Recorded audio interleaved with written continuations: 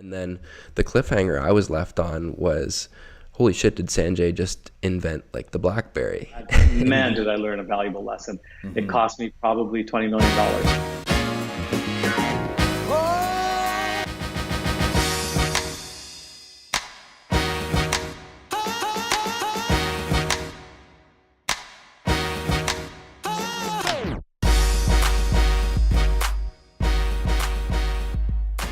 Yeah, we're good. All right, welcome back, everyone, to another episode of The Art of the Fail. I'm super pumped for today's episode and today's show. We are joined by, as always, an awesome guest, someone who is an active inventor, investor, and if I will, an evangelist for the ecosystem. Sanjay Singhal of Author? Yes. Author too. Sorry, I forgot to include that. Zero to Tesla. Sanjay Singhal of 500 Startups and Audiobooks. Sanjay, welcome to the show. Thanks, guys. Happy to be here. Yeah, Thanks, Sanjay. You're welcome. So as Chris mentioned, we like to kind of kick things off with what we call these, quote unquote, rapid fire questions. They're not so quick sometimes, so I don't really like using that term, but it kind of does fit. And it's just a series of 6 to 8 questions that I have on my phone right now. Let's get started. What did you have for breakfast this morning? Okay. Now think about this. What did I have for breakfast this morning? Pretty sure I had something. Must have had something. Pizza. Yes, that's what it was. Pizza for breakfast. Oh, that's a new one. I opened the fridge and I thought, it was either that or a samosa, and the pizza looked better. And then my son came into the kitchen and said, "You're having pizza for breakfast? Can I have some?" His mom yells over, "No, get away from me." Yeah, I had pizza. Awesome. How many cups of coffee or tea do you drink in a day? I don't know, typically 0, unless I really need a boost, but I drink a lot of Coke Zero. Okay, so, Coke Zero is the drink of choice. 3 cans, three of the little cans. Yeah. Coke Zero. There. Okay. Yeah. Awesome. Your alarm clock goes off. Do you hit the snooze or do you get up right away? What do I do? I don't hit the snooze. Okay. But I typically will turn it off and then lie there for 5 minutes and then get up. That's a lot better than myself. I'm a snoozer probably 5 or 6 times. It's terrible. Terrible. Right. iPhone or Android? I'm guessing by the earbuds that you have in there. iPhone? iPhone. I tried Android. Yeah. Actually tried it for 3 months and I couldn't stay on it. Had to come back. Which Android? It was the Moto X at the time. It was a beautiful phone. Loved the phone. But just the ecosystem is pretty good on Apple. Yeah, absolutely. Yeah, I'm with Android right now, but I'm about to make a switch back. How dare you? To iPhone. I don't know. I'm not really liking it that much, to be honest. Anyways, when it comes to consuming content, books specifically, do you personally prefer written or audiobooks? Honestly, I've got no preference. Okay. For how I consume books. I always have one written and one audio going at a time. Nice. Sometimes 2 audio, so that can one fiction and one nonfiction. But yeah. Okay. I have a bone to pick with you. I was reading your book, or I was acquiring your book, and I couldn't find an audio version. Yeah. I couldn't find an audio version of the book, but I must not be looking in the right place. The irony in that. Yeah, right? You would think, huh? I actually did the first, 5 or 6 chapters in audiobook while I was still running the company. Yep. We had created a division that made audiobooks, and in fact, had created some software. Right, there was a product. Right. Yeah. There was a product called Recordio that let people make their own audiobooks, and it was going to be amazing, but. We were developing it right around the time that I ended up selling the company. Mm-hmm. And so that project fell by the wayside and I got distracted with other things. Basically I'm so sorry. There should be an audiobook. It should have been pre-released as audiobook. I'm embarrassed by this. So I will fix it as soon as I can. Thank you for being like the 40th person who's told me. How ironic. That's right? good. Yeah. See, and this is a reason why I say that these these rapid fire questions are not so rapid because we tend to kind of go off on tangents. Right. No, but it's good. It's fun. What is the best book or one of the best books that you have either read or listened to recently? It could be within the past 6 months, past year, or overall ever. Well, yeah, it's a lot easier for me to answer the overall than it is to answer the more recent one. Although, no, I can think of the most recent one. Most recent one is *Sapiens*, and basically the history of human civilization or society. And a chapter in particular, and this was in print form that I read it. No, I take that back. Here's an interesting thing about audiobooks. In your memory, you can't tell if you listened to an audiobook or read it on paper. It feels exactly the same for recollection. But yeah, I listened to this one on audio. And there's a chapter on happiness. I think it's chapter 19 towards the end of the book. I photocopied that or made a PDF of it and sent it to everybody I know because it talks about the 3 ways of achieving happiness, and it is phenomenal. It kind of rocked my world. So anyway, I hope there's a follow-up question on that. But yeah, *Sapiens*. Everybody should read *Sapiens*. Not for myself. Maybe. Well, what are if you can quickly recap you said there's 3 pillars to happiness? Yeah. So one of them is direct injection of happiness. So we're going to go with I don't know, heroin. Okay. But the things that directly manipulate your brain chemicals. Right. Like dopamine. Like dopamine, yes, exactly. Yeah. Dopamine, serotonin, that kind of thing. Okay. There's the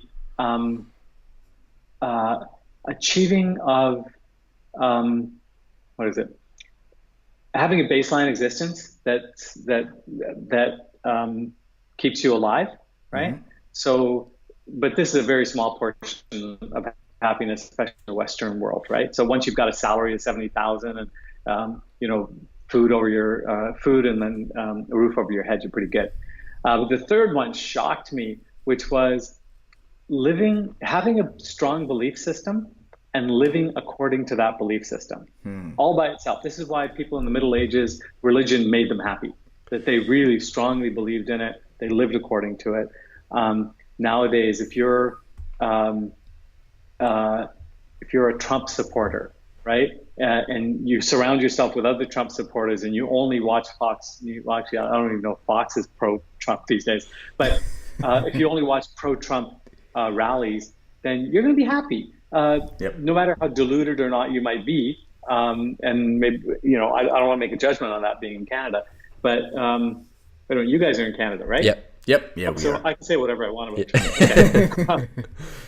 No, but having a belief system, and this is why, say people who are believers in cults or in the mainstream religions are really happy, because it doesn't matter if what they believe in doesn't jive with reality.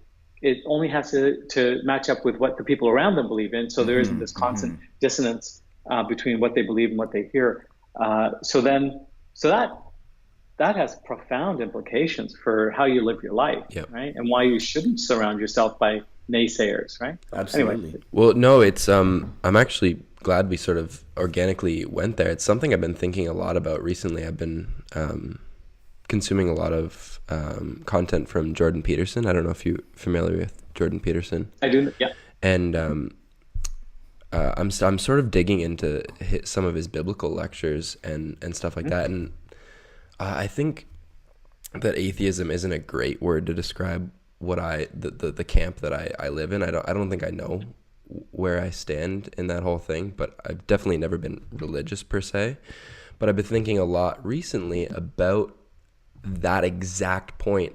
I look at my life and all my peers and colleagues, and the ones that are most anxious and depressed don't really have that core belief system. And I'm not taking even a stance, but I'm very fascinated to dig into that deeper, to understand why, and why that religion has driven purpose for some of these individuals. So it is extremely fascinating. I'm glad we sort of touched on that. Yeah, and I'm actually I don't know if you call it agnostic or atheist. I certainly don't follow any of the major religions. Yeah. But having read this, now I understand why people do, Totally. and why they resist coming out of it.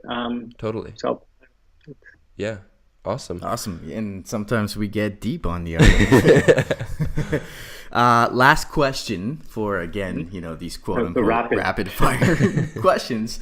Arguably one of the more important ones. Are you ready just to get started, get into the meat and potatoes of it, and start talking about some failures? Absolutely. I love talking about failures. Excellent. Let's do it. Yes. So I guess I can kick this off a little bit. I have a little bit of context having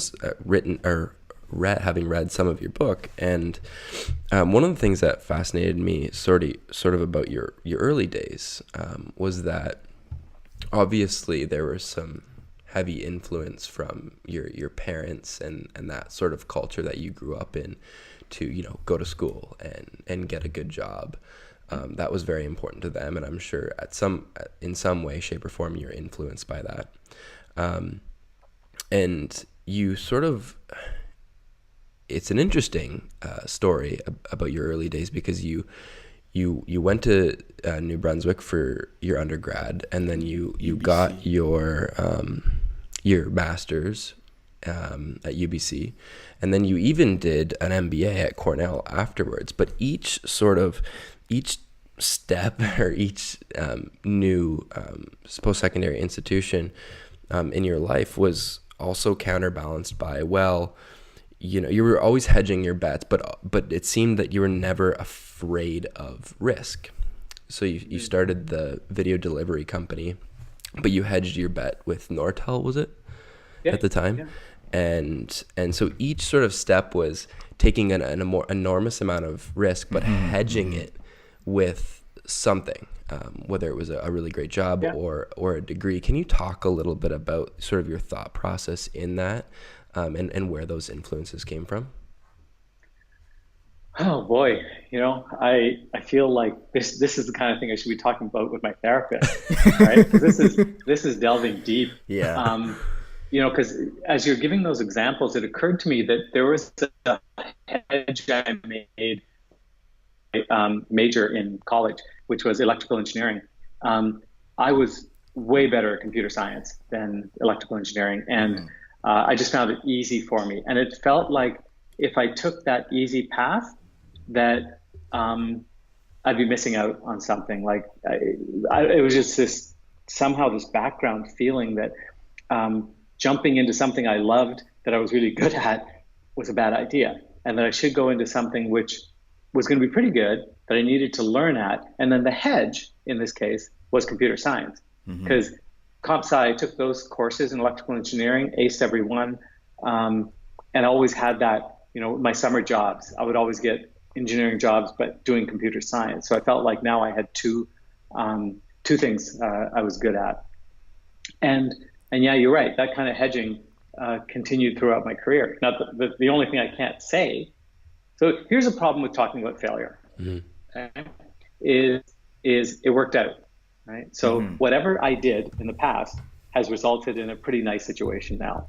So it's hard for me to go back and say that was a mistake, because it led to the success I have now. I can theorize, but as a investor now, if an entrepreneur came to me and said, I'm starting this business, I'm hedging it by keeping my Fortune 500 job, but don't worry, I'm really focused on this new business, I'd say, get out of my office. So how is it that my own personal philosophy it isn't what I use to evaluate people now? I don't know. But the two major successes I had in my life, the entrepreneurs in both cases, I was an investor in both cases. I wasn't the guy who started the company. Which were those? A company called FuseNet and a company called, simply Audiobooks, which became audiobooks.com. And in both cases, the entrepreneur came to me and wanted to hedge his bets. Said, I've got this other job, or I'm going to do this part-time. And I said, how much money do I have to give you to make you quit the hedge and do it full-time? And gave them that amount of money, forced them into it full-time, and there were massive successes. So, and then I joined both of those companies. in full time, in fact, when I did join those companies, and they seem to, they worked out. Yeah, well, you say, I don't know what it's called. Is it the foreword in a book? Is it? Yeah. Preface, forward. Yeah, like yeah. Preface, in that you talk about how the contradictory nature of talking about failure, right? Yeah. Can you just elaborate on that for listeners? So I mean, one of the things I'm fond of telling everybody is the reason you don't learn enough about failure is because the people who failed typically don't get invited to a podcast like this, right? Don't have the opportunity to say, you know, what's really good is like working at McDonald's. I love McDonald's because it's really hard to fail here, right? Yeah. Which is what happens after you flame out in spectacular fashion. So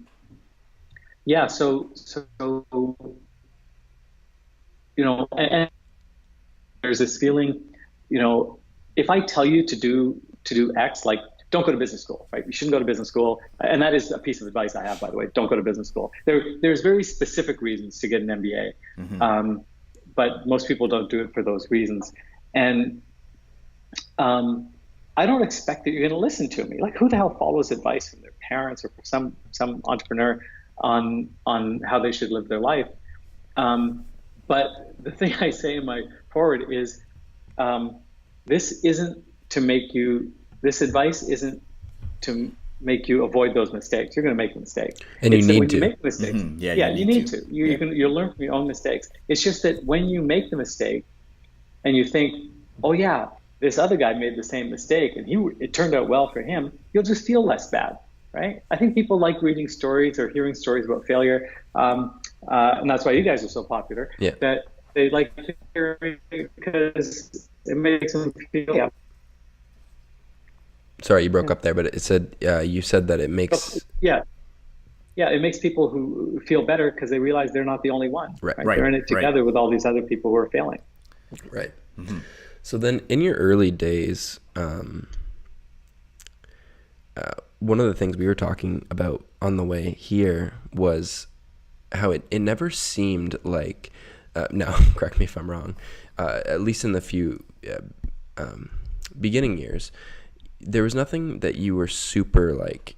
You fell into this problem and that's why you started the company or got into it. You sort of just saw an opportunity, and it was while you were working or while you were in school. Can you talk a little bit about what inspired you to actually start some of those ventures? So the video delivery company, for example, I remember you're in the book you said that your professor told you that it couldn't be done. Was that one of the reasons why you was that a motivating factor to be like, okay, you say I can't do it, I can do it? No. I think back to that conversation many times. Yeah. And that's just more evidence that he had more evidence that it was a bad idea than I had evidence that it was a good idea. That it was a good idea, right? But I wasn't going to listen. I was going to do what I wanted to do. In terms of what projects to follow, typically everyone was a problem that I personally could identify with, but it wasn't, say, necessarily a passion problem. It was just somebody would say, hey, why can't you, why are audiobooks so expensive, right? And why is it so hard to find them? I was like, yeah, you're right. I listened to audiobooks. I had a 4-hour commute each way to Cornell from Toronto. I used to listen to audiobooks. I burned out the tape player in my car and was spending way too much money on these things. And so when somebody came to me and said, hey, here's the way to make them cheaper and more universally accessible, it's like, all right, that's a problem I have. Right. And so even today as an investor, I want to invest in problems I have because as a consumer, I know there's no solution. If somebody comes to me and says, we really need blockchain to make digital currency trading easier, it just goes like right over my head. I know what blockchain is. I know what digital currency trading is, but I don't do it. I'm not on the web searching for ways to do it efficiently. So I can't take the entrepreneur's word for it being a good idea. Now, it's funny, in this particular case, I bring up this one because an entrepreneur pitched me on it yesterday. I love the entrepreneur. I've invested with him before. He made me money. So he gave me the like, talk. Here's what it is. I asked him the questions only so I could learn a little bit, but I already knew I was going to invest in his company. And it wasn't based on what he was doing other than, blockchain. I think that's probably kind of hot. It was investing in him. And I know I'm going to make money on this one.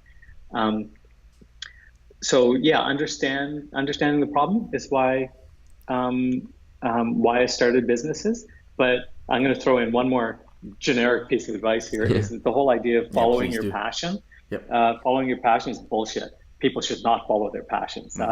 Follow something that you're interested in, where there's an opportunity, right? And it'll become your passion, right? All of these kind of that was the analogy that he had.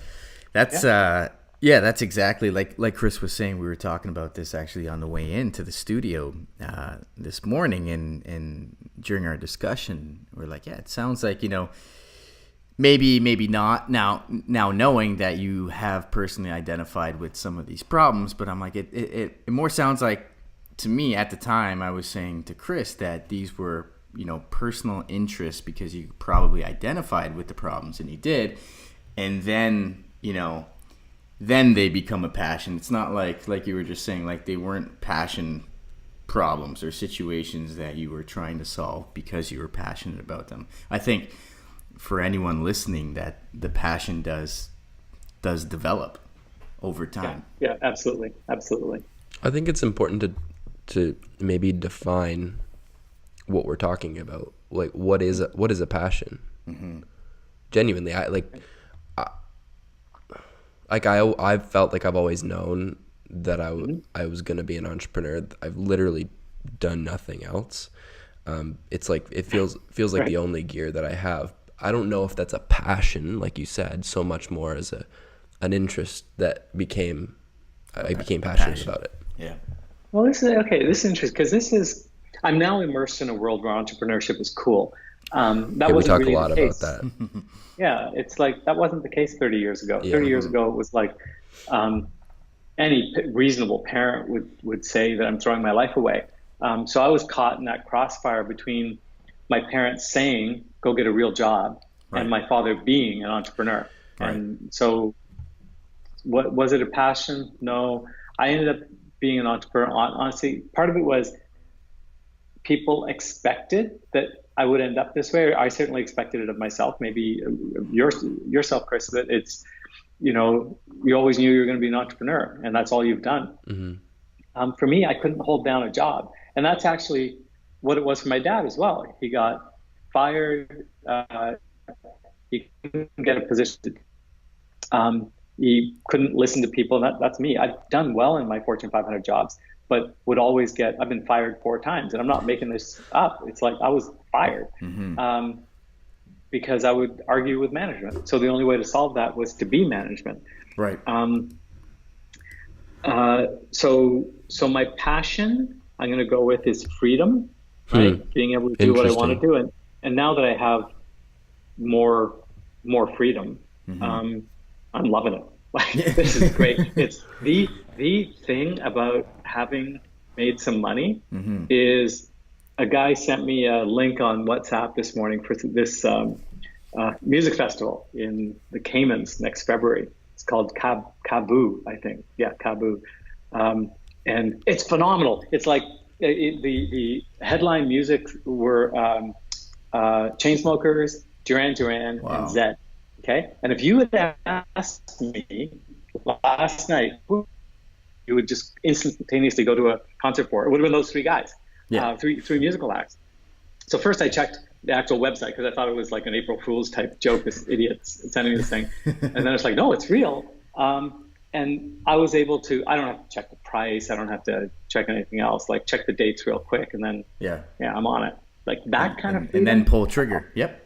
Then pull the trigger. That kind of freedom is just, like, say it's priceless, but it's not priceless. I can tell you exactly how much it costs. No, it's interesting, and to take a step back, because I'm always trying to what do you call it? deconstruct the reasons why I do things, that the people around me do things. Obviously, why our guests do the things they do. Just because I'm fascinated about it. Hopefully, other people are interested in it. And one of the things you say in your book, I don't know, I think you were quoting somebody about you're either your dad's an entrepreneur or something else, and it's like 80% of the equation. Yeah. It said now, and so it was a little bit politically incorrect, but this was 30 years ago, where it was a questionnaire of all the things that would make you a successful entrepreneur. And what isn't politically incorrect these days? Well, because you can't now say that your father's an entrepreneur. It has to be your father or your mother or a close relative or something like that. You want to try and expand that thing, but honestly, the way people react to their father's influence versus their mother's influence is very different. Although I suppose in a case where a mom is an entrepreneur, she does become that influence. It's just, unfortunately, it's less common. But yeah, when you have that strong parental figure who's an entrepreneur, that makes you think, hey, it's okay, right? It's okay to be an entrepreneur because here's this person who's my life who is one.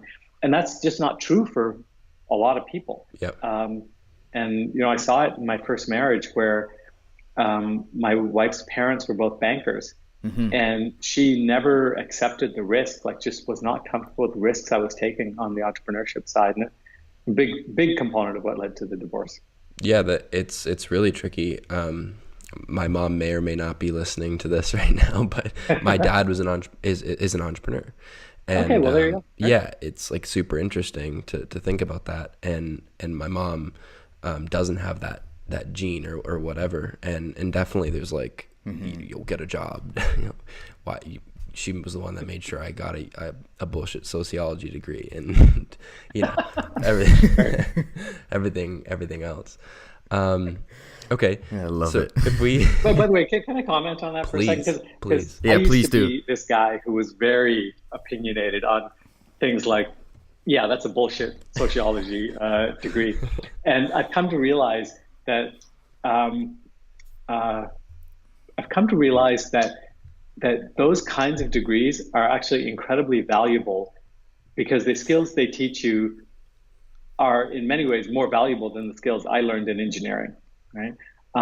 Which is being able to get along with people, understanding motivations is way more powerful than understanding, why amperes and volts flow through wires.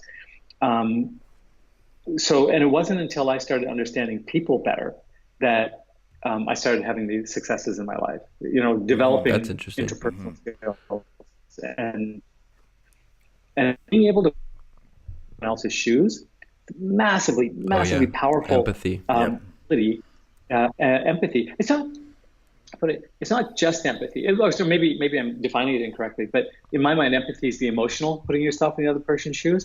But actually thinking, why is that person doing what they're doing? Right? At that given time. Moment, you're being cut off in traffic to think, instead of thinking, but thinking, that person's in a hurry. Why are they in a hurry? Maybe, the husband's having a nervous breakdown or the mom's in labor or something like that. It's like, say that to yourself and you're done. Like it's all of a sudden the emotion goes away. So again, back to sociology or the arts in general, learning how to interact with people is what you go to university for. And that I would 100% agree with you on. And I think that my only rebuttal to that is that I didn't learn any of that in the classroom. The act of actually going through the motions, and maybe that's just because I'm a shitty student, which I can own up to.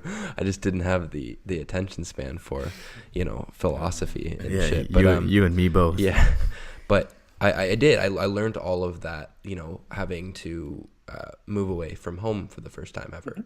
And I'm an introvert that grew up in Caledonia, Ontario. So, this is my first, experience to other humans.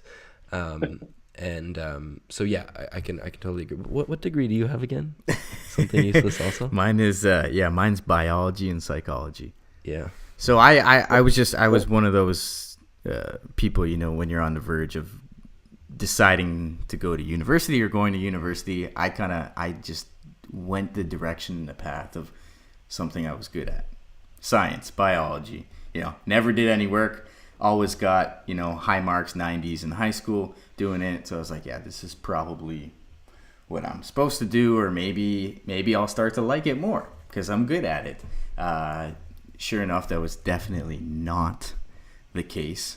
Probably the furthest thing. Now, there were a lot of things that I enjoyed while I was taking that, but probably by like my third year in university, I said to myself, like, this sucks. Like, I don't like this. I don't like this stuff. But I was so committed to my degree at that point that I was like, you know what? I might as well finish up, get this degree. So you got to get the piece of paper. Exactly. That's what I was there for. So I got the paper. But yeah, you know what? I agree, Sanjay. Like, I did learn a lot of valuable lessons, whether they were in the classroom directly or outside of the classroom.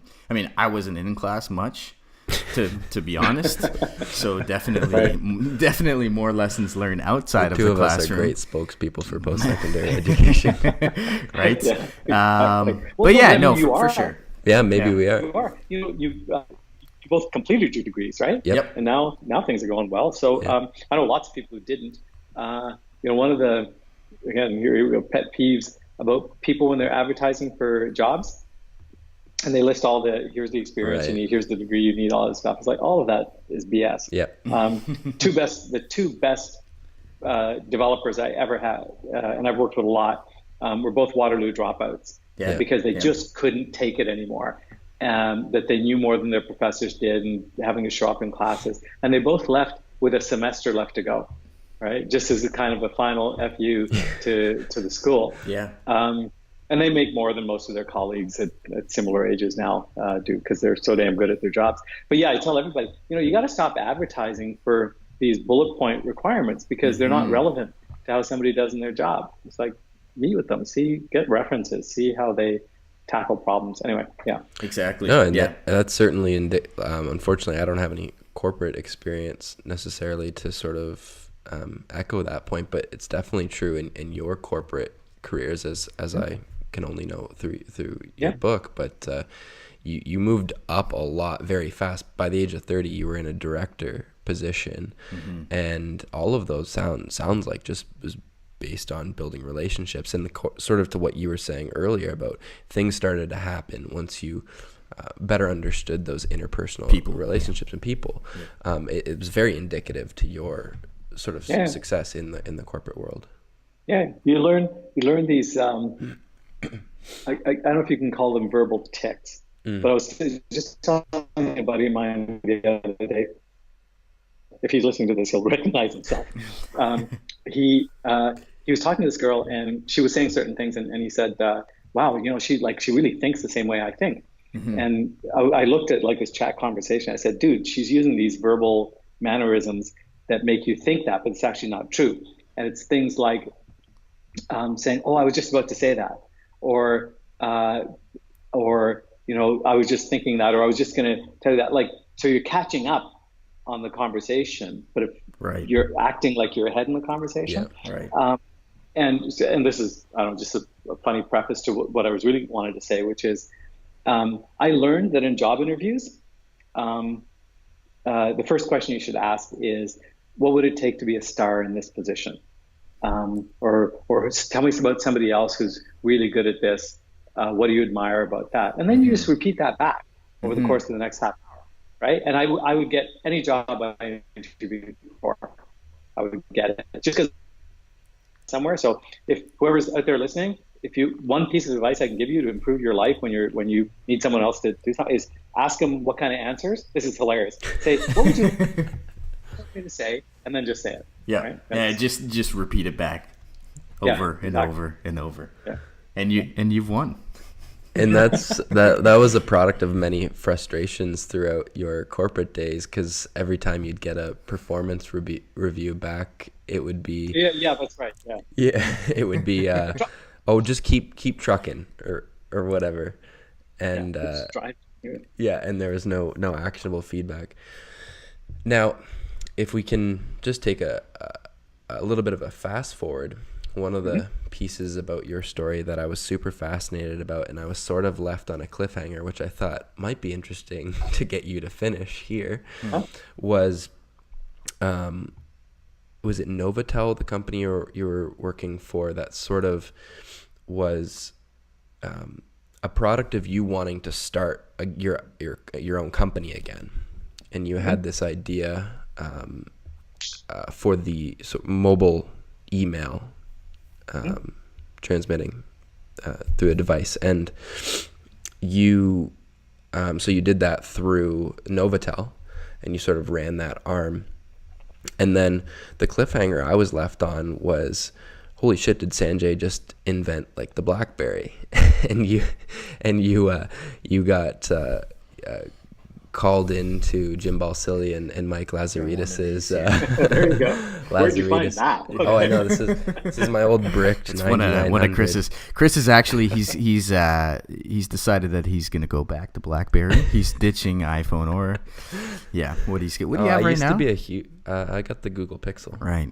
I used to be a huge proponent for BlackBerry, and I'm actually fascinated by that story. If you know Jim now, I would love to interview him on the podcast.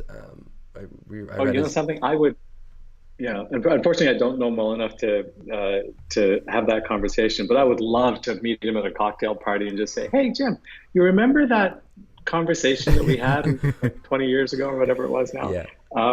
That'd be fun recollection. Sorry, I guaranteed he'll remember it. He'll remember that conversation if it comes up. So yeah. So for Christian and the listeners, can you do a little bit of a recap on what that was, and then where that ended up?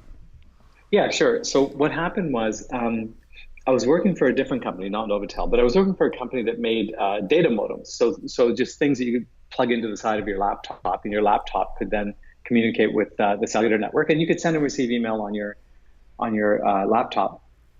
But there wasn't, those data modems were huge. There was no way to use that in a mobile way. But right around then, the Palm popular, and it happened that this modem was the exact same size as the Palm Pilot in terms of like width and height. And so I figured out a way to just basically strap the two together, put in a power supply, pack the software on the Palm Pilot, and all of a sudden, bam, you're receiving and sending email on a Palm Pilot. People who saw it were just blown away. I showed it to the head of U.S. robotics, which was Jeff Hawkins, who developed the Palm Pilot. Blown away. It's like, what can we do to make this successful? Except back then, in 1996, people saw it as like, this is cool, but it wasn't like, this is necessary. Like, this is something that's going to change the world. Same way as like cell phones when they came out, people didn't like. They thought this is cool, but it wasn't. Nobody predicted what happened next. But as we were developing this thing, I got into a fight with the company. Well, I left the company I was with to start a company. Didn't do well. Novotel held me out. So then I started developing it with them. And then while I was developing it, I needed salespeople who knew the realm of mobile data. And I tried to poach somebody from Research in Motion, BlackBerry. That guy told his boss, who told Jim Balsillie and Mike Lazaridis, who then called me up and said, dude, stop poaching our people. But all they made was pagers at the time. Right. And these data modems, they made the modems, but they were just data transfer for somebody else's laptop. They called me in, I showed them the device. They both looked at each other and said, hey, we'd like to supply the modems for your device. Do that.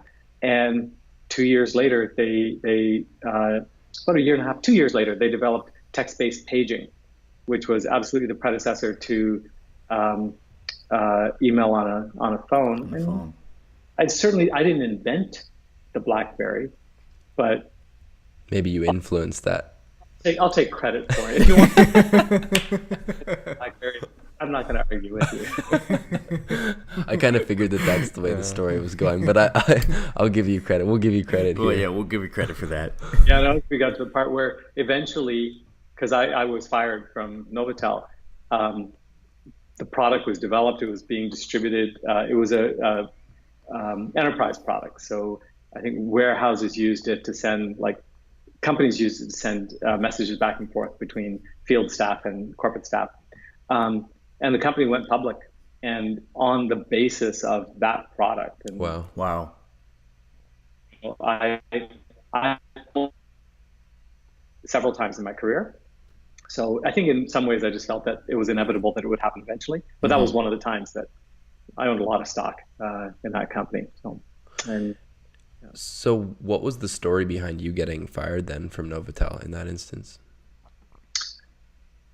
Yeah, well, the CEO had told me that that he was retiring soon, that he was going to be picking his successor, and that it was going to be me, because he lived in Phoenix, I lived in San Diego, and the head of engineering, who was the other potential person, was in Calgary.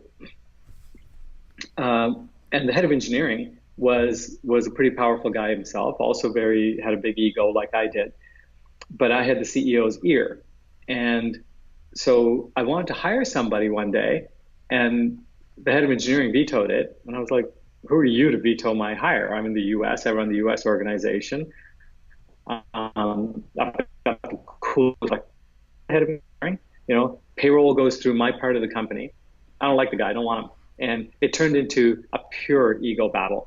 And we both ended up, it escalated way too fast. And we both ended up saying to the CEO, I want my way. I want the other guy fired, or I want my way. You rule on it.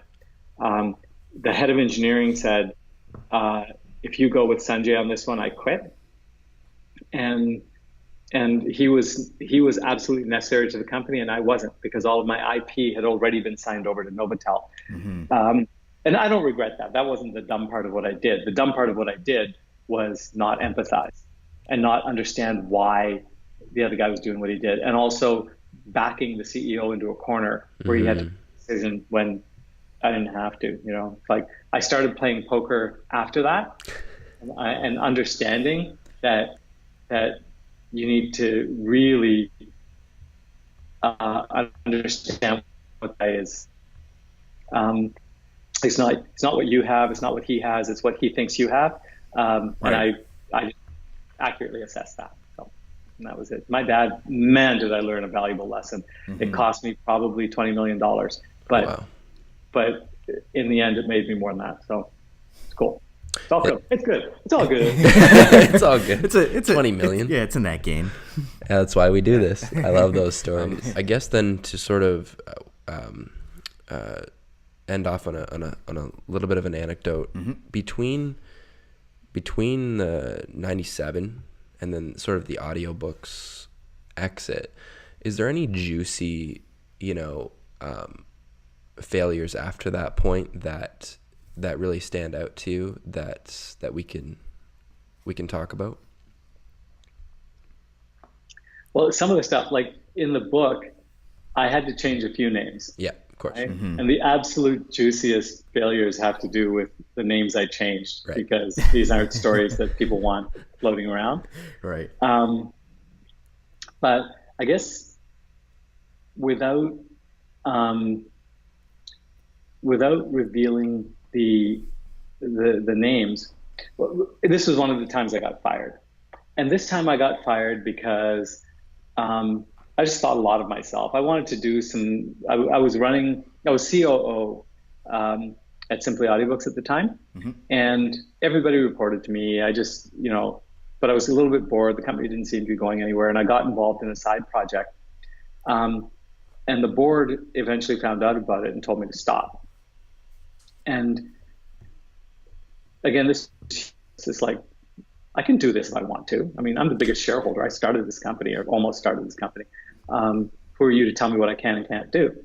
And it eventually led to me being fired by the board, left in shock that it had happened. In many ways, the best thing that ever happened to me, because it left me free to pursue that other company, which turned out to be a pretty big success as well. And but in the meantime, I was so angry that I sued them for firing me, and I learned about this legal corporate principle that everybody should know who, if they're a significant shareholder in a company. It's called shareholder oppression.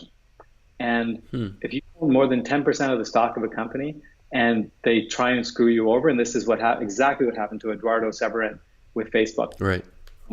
Where they tried to dilute him out of his share of Facebook.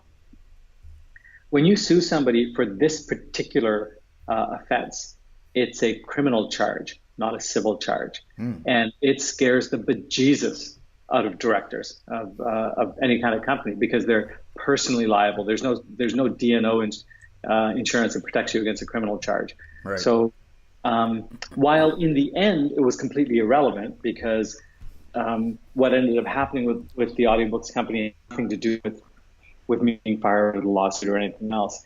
It was one of those points in life where I could have become bitter and really, withdrawn into myself. And this empowered me to take action in a case where I felt I'd been hard done by.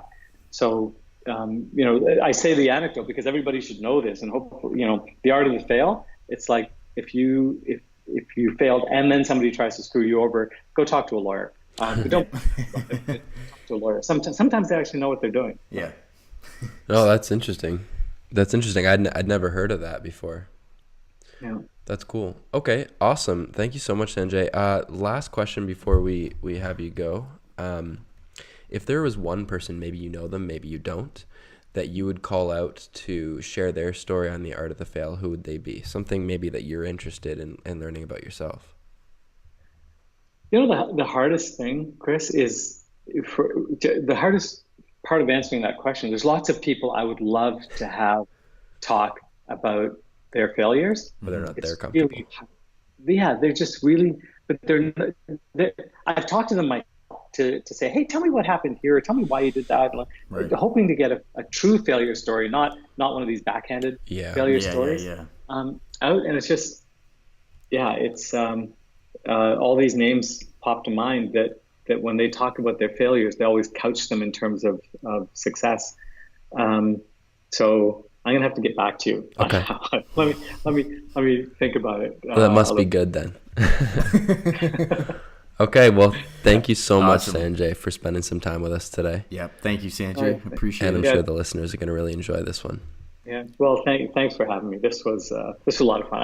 I love talking about myself, obviously. So. Good, I'm glad you had fun. Awesome. While I was talking to you guys, I looked up a picture of Martin Garrix. Dude, if you wanted like a second career as, just go. I mean, if you were in the DJ stand, you're 200 feet away from me and you're going like this. Well, I was going to ask you, because you had mentioned that, that event that's happening in, is it the Cayman Islands? You said? I was going to ask if Chris, a.k.a. Martin Garrix, is going to be there, or I think you said a young Tiesto too. I mean, if you've got an extra pair of tickets. Awesome. All right, guys. Okay. Thank you, Sanjay. Appreciate it. All right. Take care.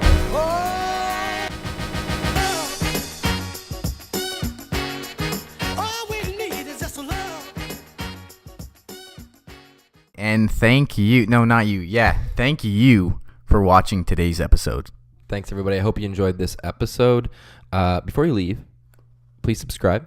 Hit the notification bell so you know when we put out new content. And there's some recent videos somewhere here, okay? Check those out, because we got a lot of good content, a lot of good episodes for you, a lot of failures, a lot of fuck-ups, including our own. That's it? Right.